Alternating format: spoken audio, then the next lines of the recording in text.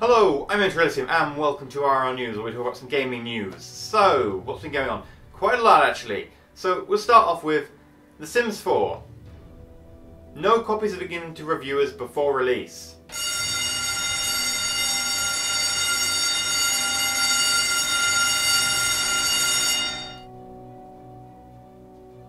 Yep, so if you've got pre-orders, probably a good idea to cancel them, because this means the company does not trust its game enough, or it's been rushed last minute enough, that it hasn't given any to anyone to review it. So, yeah. Anyway, other news. Now, let's get on to Phil Fish.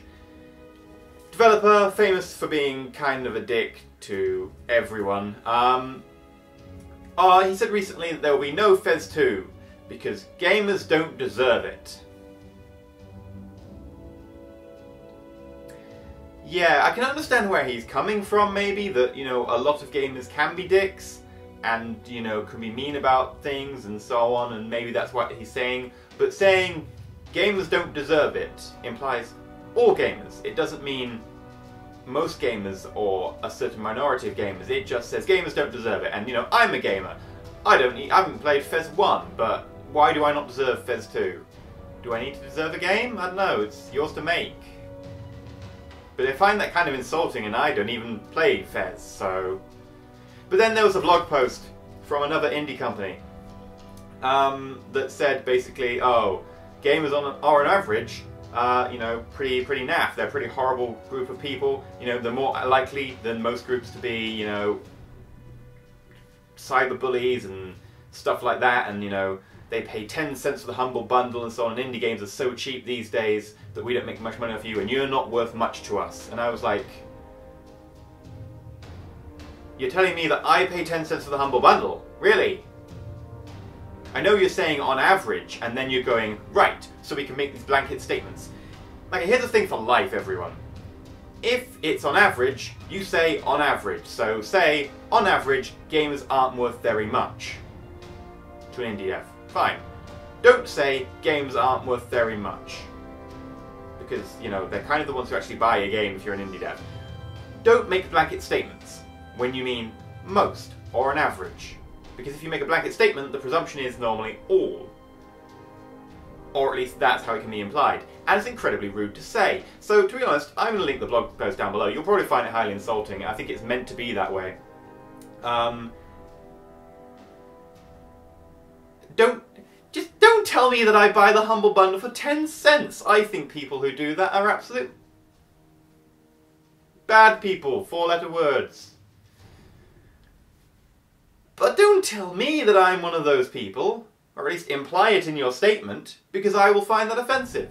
I have a right to find that offensive. And admittedly, I find that offensive is not like the biggest condemnation ever, but it's insulting. Yeah, it's just downright insulting. Right.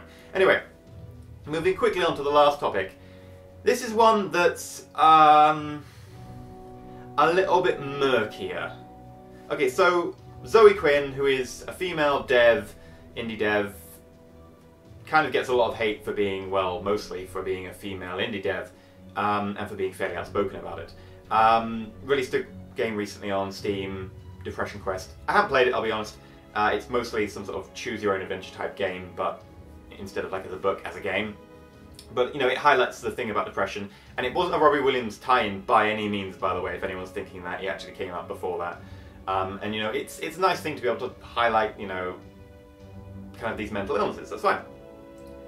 However, someone basically went to 4chan or ever and tried to do a character assassination. It got all over the web, and basically they posted like a 5,000 word long manifesto of why they hate her, and there was like pictures of chat texts and Facebooks and all that sort of crap, and turns out they was, or at least claiming to be, an ex-boyfriend of hers.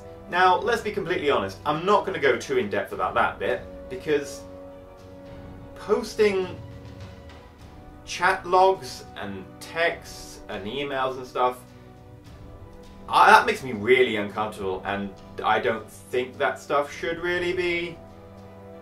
Would you like everything you've ever talked to with someone, especially like with someone intimate like a boyfriend or a girlfriend, to be published? No. And it's also devolved into, you know, people sending pictures of her naked and whatever, I don't know, around and harassing her, on the basis that she had slept with someone who reviewed her game or something like that is the allegation. And to be honest, I don't care. It read like gossip. What I care about is what happens next. A YouTube video went up on some guy's channel. It's a fairly small channel, 17,000 subs, so it's not like it's going to see the whole world. Basically, you know, talking about the gossip and basically, well, literally just pretty much a gossip video. There wasn't actually anything, you know, there wasn't opinion on gaming or on the gaming situation. It was mostly just relaying the gossip. And it got flagged and taken down by someone because it showed apparently a little still or something of Depression Quest, the game. Now, that's completely fair use. It should be allowed to be used. The video should be allowed to be up. I think that the video, I've seen the re-upload, it's basically gossiping and trash, and like I said, I won't comment on that crappy character assassination manifesto because I'm not comfortable with that, and that seems incredibly... just no.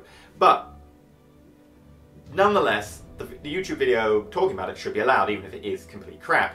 However, again, using the content ID system to get rid of criticism or get rid of someone talking about something, for a start, doesn't work. Streisand effect. Why did I find out about this?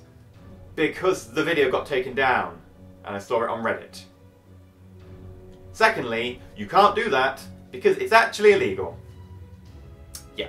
Also, it's against, you know, YouTube's terms of service. Now, it could be that someone masquerading as Zoe Quinn got the video taken down, which is possible to do, but Zoe did upload a blog post saying she wasn't going to comment on the, you know, character assassination stuff because it's her personal life, which is all fair, I completely agree with, and then did reference, oh, and blah blah, YouTube videos, and vultures making YouTube videos about this, blah blah blah, which makes me go, that makes me think that possibly it was you who took it down. So we don't know if it was her who took it down. If it was her, then hell no. You cannot do that. Well, you can, obviously, but you shouldn't, and it's, you know, illegal and against the terms of service of YouTube, and also it makes you a dick. I'm going to call it there. I've been EnterElysium. This has been IRL News. If you've enjoyed or found it useful, like, and if you're not subscribed and you want to see more or watch some other crap, consider subscribing. I've been EnterElysium, and as always, stay shiny.